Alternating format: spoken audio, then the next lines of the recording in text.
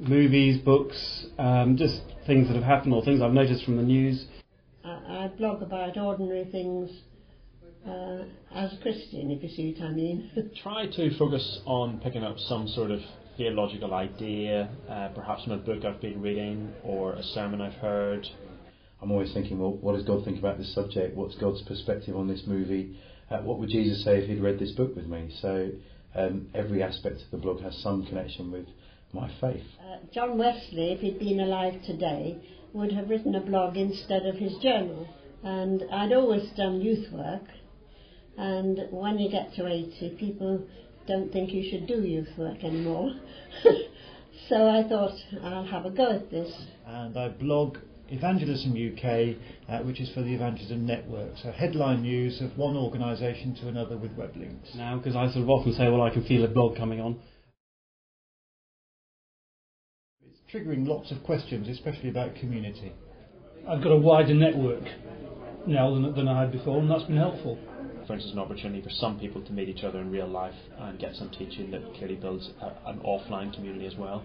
It's great to meet lots of bloggers from different areas of life and the church. Yeah, but I think this day is great just for helping to get some coherent ideas and to think, to share ideas from others. So it's very helpful to crystallise things, I guess.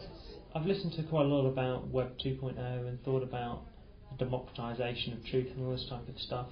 So it's issues I'm aware of, but it's good to kind of hear it come from Christians as opposed to working out from what non-Christians are saying. To actually meet with other people who are facing the same sorts of challenges and thinking through the issues together, I think is really helpful.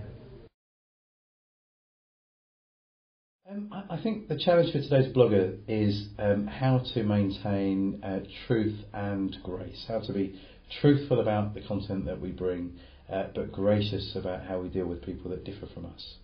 I guess I've seen situations where people have said something that on a personal level somebody else has been offended at.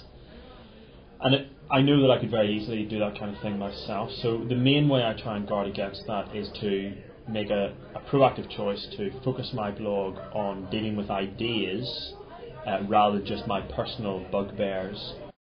I can't see how you can blog without having Christian principles, and I think sometimes when you read blogs you wonder where the Christian principles are. The challenge, I think, to be Christian in the communities we engage in, not just, I think, particularly about what does it mean to be a friend on Facebook, and not just sort of being nosy on what other people are doing, but perhaps actually helping be a good friend to people who you might not have as much contact with. If Jesus is Lord, he needs to be Lord of all blogs and the way in which you write them and what you write about. I was really encouraged by who came today. We had bloggers from age 18 to 87 as part of our audience today. I think we learnt that the Alliance has a great role to play in helping to provide a treasure map so that Christians can find out all the good resources that are out there. So we had a lot of good input to help us move forward for the future